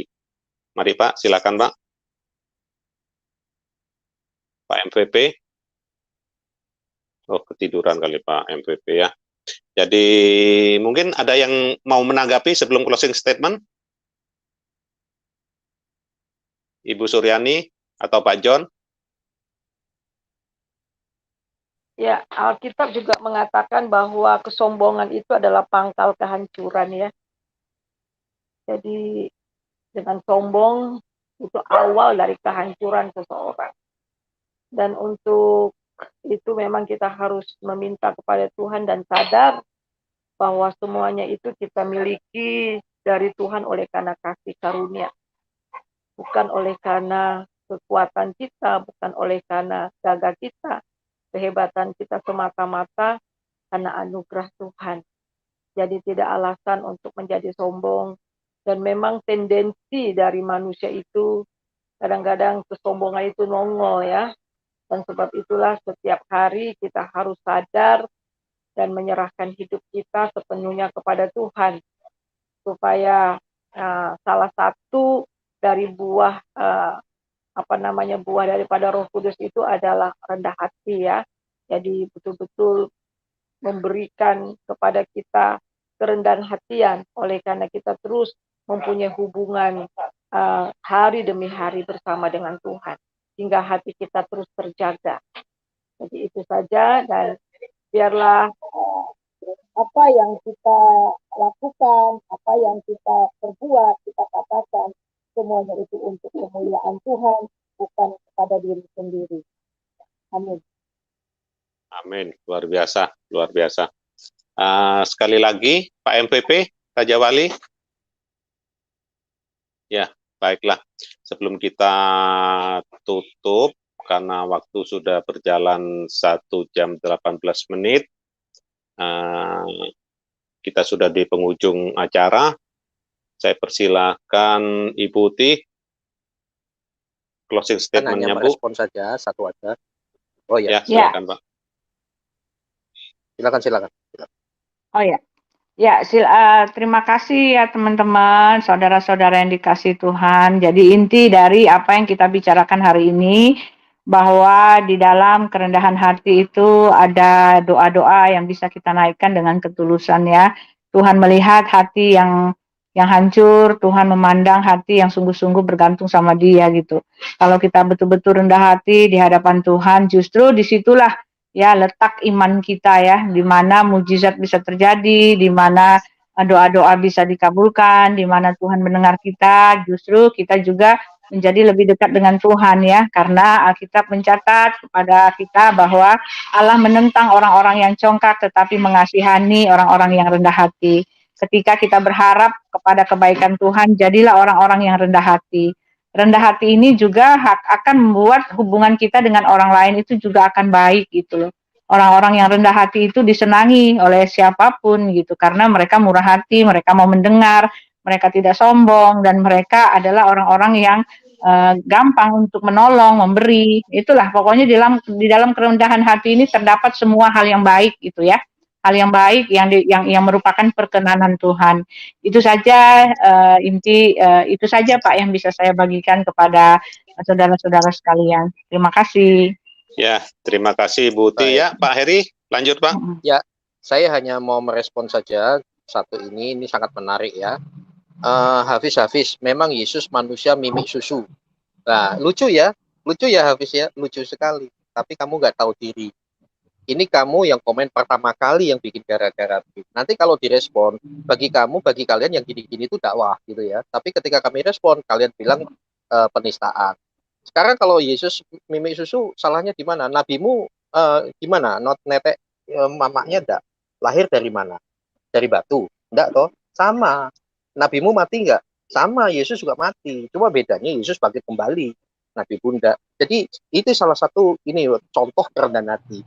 Jadi kalau mau ngomong jangan dengan kesombongan, kemudian harus dengan data dan fakta, dan hati-hati, timbal baliknya itu ada. Jadi seperti itu. Dan gara-gara ini terjadi hal-hal saling ejek di live chat. Dan untuk yang Kristen-Kristen, ayo kita jaga kerendahan hati diri kita. Emosi ya emosi. Dari dulu kan kita dihina-hina. Tapi nggak apa-apa, kan kelihatan tuh. Baik yang intern maupun dengan yang ekstern yang di luar sana, orang yang sombong dan tidak itu kelihatan. Merasa benar, ngina-ngina itu sebagai dakwah. Tapi ketika dijawab, dianggap sebagai penistaan lapor, gitu kan. Orang sombong itu biasanya kekuatannya diri sendiri, bukan pada Tuhan. Tapi percaya saja Tuhan menyertai kita mengampuni, ya, kita mendoakan kok, ya, habis-habis kita doakan ada, walaupun kalian tertawa. Tapi suatu hari waktu lalu Ibu Putih juga pernah khotbah ya, di luar aku, di luar Yesus, kamu tidak dapat berbuat apa-apa. Suatu hari, silahkan kamu tertawa. Saya berdoa, kamu segera terima Yesus dan bertobat kembali ke jalan benar. Tuhan memberkati semua. Ya, terima kasih Pak Eri. Jadi karakter seseorang, sifat seseorang itu tergantung kepada sesembahannya. Berarti orang-orang yang kuning atau kuning. Jadi buah itu tidak pernah itu Mei Maret ajarannya ya, sebentar. Iya, Bu Uti. Ya, ajaran ya Pak ya. Betul Pak. Jadi buah itu tidak pernah mengkhianati pohonnya Pak. Betul. Kecuali buah itu ada Pak. Ya. Ada lagunya loh. Iya. Buah semangka berdaun sirih. Itu hanya di lagu ya Pak ya. Iya. Jadi intinya begini Pak, jangan salah menyembah. Kalau Anda salah menyembah, ya jadinya begitu Pak. Seperti jadi seperti ISIS, seperti Taliban, bomber-bomber itu, atau yang ngomongnya nggak menghujat, passionnya dia itu menghujat, menghina, kemudian mengkafir-kafirkan, itu salah menyembah. Saya tegaskan Pak, salah menyembah. Jadi tergantung tergantung dari sesembahannya. Kalau salah menyembah ya karaktermu itu ya seperti itu, gitu loh. Oke lah, baiklah, kita sudah masuk ini doa-doa. Pak Gunawan, ini adalah disclaimer ya, jawaban. Jadi yang Bapak sampaikan itu jawaban terhadap hinaan itu. Oke, terima kasih Pak. Iya. Jadi mohon Pak nanti doa Bapak kami dan doa berkatnya Pak ya. Baik. Ya, untuk itu kemudian bangsa dan negara Ibu Uti. Ya. Kemudian gereja dan Kristuber Pak MVP.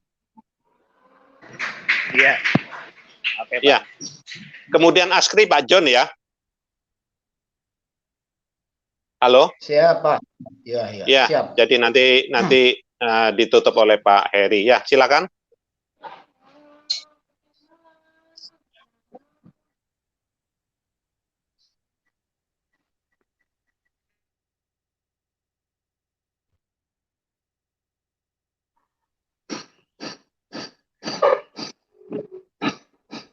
Duh, nggak kedengaran. Ya, silakan. Oh, siapa dulu, Pak? Ya, Ibu, Bangsa dan Negara, Bu. Oh, saya dulu ya. Oh ya, maaf. Ya, Ya. silakan. Bapa di sorga, terima kasih Tuhan untuk pagi ini. Kami memuliakan Tuhan, berterima kasih. Kami mengatakan bahwa Engkaulah Allah kami bergantung, kami berharap kepadamu Tuhan.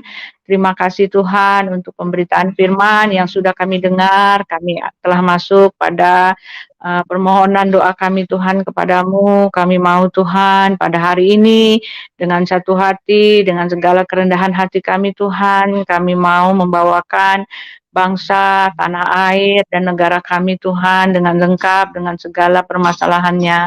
Tuhan berkati Pak Presiden, Tuhan berkati menteri-menteri, Tuhan berkati jajaran-jajaran orang yang terlibat di dalam pemerintahan kami Tuhan, baik itu DPR, MPR, dan semuanya Tuhan, supaya pemerintahan kami ini berjalan dengan baik. Bapa di sorga, kami berdoa untuk bangsa kami, Tuhan, negara kami yang dilanda COVID. Kami mohon Tuhan belas kasihan-Mu Tuhan, redakanlah prahara ini Tuhan, hilangkanlah, bahkan Tuhan sembuhkan negara ini Tuhan, dibersihkan dari COVID-19 Tuhan, supaya kami melihat bahwa doa-doa kami Engkau mendengar dan Engkau melindungi kami, mengasihi kami, dan menjaga negara kami. Tuhan, kami berdoa khususnya untuk Bapak Jokowi Tuhan, Kau beri hikmat marifat surgawi, supaya apa yang dia lakukan sungguh-sungguh berkenan di hadapan Tuhan dan mewakili Engkau Tuhan, pemerintahan Engkau berkuasa di bumi atas pekerjaan Bapak Jokowi. Tuhan, beri dia hikmat Tuhan, beri dia kesehatan, beri dia kekuatan, dan beri dia kemampuan untuk menangani setiap masalah.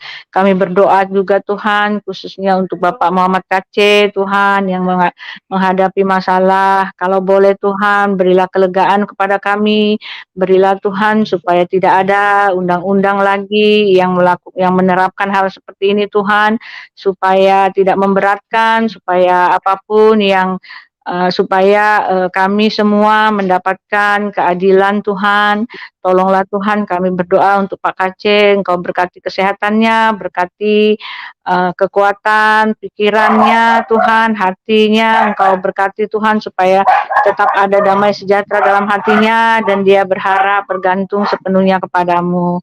Tuhan, tolonglah Pak Kaceng Tuhan, biar dalam masalah ini dia lebih dekat lagi kepadamu Tuhan, dan banyak jiwa datang kepadamu. Kami mohon Tuhan supaya pemerintahan kami ini bisa menjalankan tugas dan amanat yang dibebankan kepada mereka dengan baik dan benar.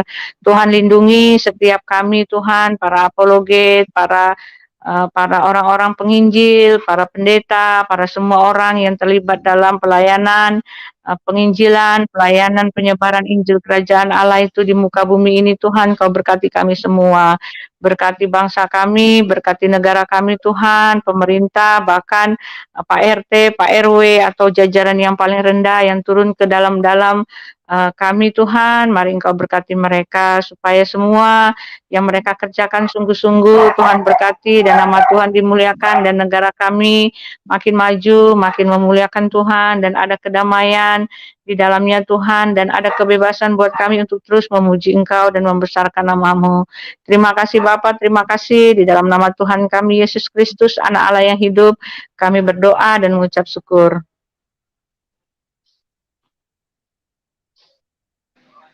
Bapa, kami mengucap syukur atas kasih karunia-Mu Tuhan yang Kau senantiasa berikan kepada kami sebagai anak-anak-Nya Tuhan, sebagai murid-murid-Mu ya Tuhan. Biarlah Tuhan kemuliaan-Mu terus Engkau nyatakan, Engkau selalu nyatakan dalam setiap kehidupan kami ya Bapa. Bapa, saat ini kami membawa doa kami Tuhan untuk gereja-gereja kami dimanapun gereja-gereja kami ada Tuhan, berdiri Tuhan, kiranya Tuhan Kau terus mengurapinya Tuhan, Kau terus curahkan kuasa Roh Kudus-Mu Tuhan, dan biarlah Tuhan apa yang ada dalam gereja-gereja tersebut Tuhan, hanyalah kemuliaan-Mu Tuhan, hanyalah pemberitaan-Mu Tuhan, hanyalah kebenaran-Mu Tuhan yang disampaikan oleh para gembala-gembalanya Tuhan. Dan kami juga menyerahkan Tuhan gereja-gereja kami ke dalam tangan-Mu Tuhan. Bagi gereja-gereja yang saat ini sedang dipersulit wasa bangun izin bangunannya Tuhan, kiranya Tuhan Engkau berkarya Tuhan, Engkau bertindak Tuhan, sehingga Tuhan izin gereja-gereja yang saat ini belum disetujui oleh kementerian Tuhan, Engkau campur tangan Tuhan, Engkau berikan kekuatan Tuhan, Engkau berikan mujizat-Mu Tuhan, sehingga izin-izin yang gereja-gereja yang saat ini belum mendapatkan izin Tuhan, Engkau berikan Tuhan di dalam nama Tuhan Yesus Kristus ya Bapak. Tuhan, kami juga menyerahkan gereja-gereja saat ini ya Tuhan yang sedang mendapatkan tantangan Tuhan, mendapatkan intimidasi Tuhan, kiranya Tuhan Kau berikan roh perlindungan-Mu Tuhan, sehingga gereja ini tetap terus ada di dalam muka bumi ini Tuhan, dan terus ada di negara kesatuan ini Tuhan. Dan biar Tuhan gereja-gereja kami yang ada di Indonesia Tuhan, Engkau ikat dengan kuasa kasih-Mu ya Bapa. Biarlah Tuhan gereja-gereja yang ada di Indonesia ini Tuhan selalu memberitakan kebenaran-Mu Tuhan, dan selalu memancarkan kemuliaan-Mu ya Bapa. Tuhan, kami juga membawa kristuber-kristuber ke dalam tangan-Mu ya Bapa. Biar Tuhan Engkau tanamkan dalam hati kami Tuhan, para kristuber-kristuber Tuhan, hati seorang hamba Tuhan, hati seorang penginjil Tuhan, dan hati seorang murid-Mu ya Bapa, sehingga apa yang kristuber-kristuber ini sampaikan Tuhan, baik dalam media YouTube ataupun media sosial lainnya Tuhan, kiranya Tuhan Kau campur tangan Tuhan, sehingga apa yang mereka sampaikan Tuhan, apa yang kristuber-kristuber ini sampaikan Tuhan, bawakan Tuhan, dan sampaikan Tuhan, membawa kedamaian, membawa kemenangan, membawa mujizat-Mu Tuhan, sehingga banyak jiwa-jiwa yang dimenangkan dari pekerjaan kristuber-kristuber-Mu ya Bapa. Tuhan, terus Engkau berikan kami hikmat Tuhan, sebagai kristuber-kristuber Tuhan, Kau berikan kami hikmat pewahyuan Tuhan, hikmat pengajaran Tuhan, dan hikmat penyampaian Tuhan, sehingga apa yang kristuber-kristuber sampaikan Tuhan menjadi berkat bagi yang menyaksikan dan melihatnya Bapa. Ikat kami semua Tuhan dengan kuasa kasih-Mu ya Bapa, ikat kasih semua Tuhan, hati kristuber ini Tuhan menjadi hati seorang penginjil, dan satukanlah kami dalam tubuh-Mu ya Bapa. Jangan ada pertentangan dalam diri kami para kristuber-kristuber Tuhan. Jauhkan roh-roh pepercahan Tuhan, jauhkan roh-roh pertentangan Tuhan, jauhkan daripada roh-roh yang dapat memecah belahkan kami dalam kuasa kasih-Mu ya Bapa. Terima kasih Tuhan, terima kasih ya Bapa, satukanlah kami dalam tubuh-Mu Tuhan, tubuh Kristus yang mulia Tuhan, dan biarlah Tuhan kami mendapatkan kemuliaan, dan biarkanlah kami Tuhan memancarkan kemuliaan-Mu Tuhan. Sekali lagi Tuhan, kami menyerahkan gereja-gereja yang ada di Indonesia dan para kristuber-kristuber ke dalam tangan-Mu ya Bapa. Biarlah Tuhan melalui mereka Tuhan, melalui gereja Tuhan, kemuliaan-Mu dinyatakan di negara kesatuan Republik Indonesia ini Tuhan. Terima kasih Tuhan, di dalam nama Tuhan Yesus kami telah datang mengucap syukur. Haleluya. Bapa, dalam nama Tuhan Yesus Kristus kami berdoa Tuhan, buat Askri kami bersyukur Engkau izinkan Askri ada di negeri kami sebagai wadah, sebagai sarana hamba-hamba Tuhan boleh bergabung, berpartisipasi, bersinergi untuk sama-sama menyatukan tujuan dan menyatukan iman bagi pekabaran berita baik dari Tuhan, yaitu firman Allah. Ya Tuhan Yesus, kami berdoa supaya Askri terus ada sebagai alat-Mu yang luar biasa untuk memberkati segala kaum, memberkati segala bangsa, memberkati banyak orang lewat kabar-kabar berita baik dari Tuhan melalui pemaparan firman-Mu. Berkati para pengurus Askri, dari Pak Ketua, Pak Heri, dan teman-teman pengurus yang lain, supaya tetap solid, tetap satu hati, satu tujuan, untuk tujuan kemuliaan nama Tuhan, menjadi berkat bagi banyak orang, nama Tuhan dipermuliakan. Tuhan, Pak Heri dan kawan-kawan tetap sehat, terpelihara oleh kasih karunia.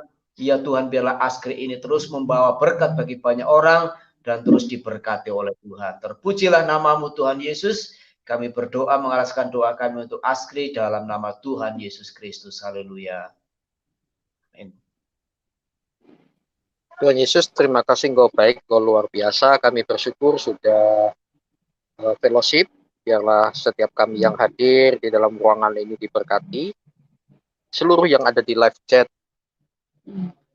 juga hamba berkati, doakan baik yang komen positif, terutama yang negatif terhadap Tuhan. Maka jamah hari ini goncangkan jiwanya sampai mereka mengakui bahwa Yesus Kristus Allah yang mengasihi mereka. Terima kasih Tuhan. Karenanya kami berdoa saat ini bersama-sama memberkati kita semua. Bapa kami yang ada di surga, dikuduskanlah namamu, datanglah kerajaanmu, jadilah kehendakmu di bumi seperti di surga. Berikanlah kami pada hari ini makanan kami yang secukupnya, dan ampunilah kami akan kesalahan kami, seperti kami juga mengampuni orang yang bersalah kepada kami. Dan janganlah kami membawa kami ke dalam pencobaan, tetapi lepaskanlah kami daripada yang jahat, karena Engkaulah yang mempunyai kerajaan dan kuasa dan kemuliaan sampai selama-lamanya. Amin.